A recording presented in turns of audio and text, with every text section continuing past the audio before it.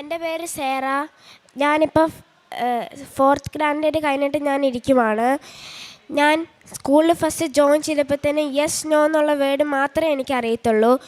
എൻ്റെ ഫ്രണ്ട്സ് എന്നെ ആയിട്ട് ഇങ്ങനെ കളിയാക്കും. അപ്പം ഞാനപ്പോൾ എൻ്റെ മാതാവിനെ വിളിച്ച് പറയും.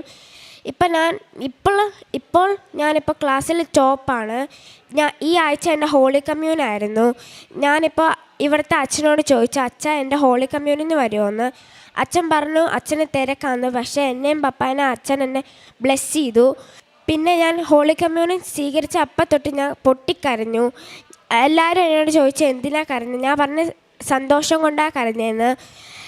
വെന്നെവർ ഞാനിപ്പോൾ ഈശോനെ സ്വീകരിക്കുമ്പോഴത്തേനും എനിക്ക് ഈശോ എന്നെ വന്ന് നിറയുമാണെന്ന് എനിക്ക് തോന്നുന്നത്. പിന്നെ ഞങ്ങൾ വൈകുന്നേരം ഉറങ്ങാൻ നേരത്ത് ഞാൻ അച്ഛൻ്റെ ദാനം കേട്ടിട്ടാണ് ഞാൻ കിടന്നുറങ്ങുന്നത്. ഞാൻ ഇടയ്ക്കിടയ്ക്ക് സ്വപ്നം കാണും. അച്ഛൻ ഒരു ഓറഞ്ച് ഗ്രാഫ് ഇട്ടിട്ട് എന്നോട് വന്ന് പറയുന്നത് ഗോഡ് വിൽ ബ്ലെസ് യു എന്ന്.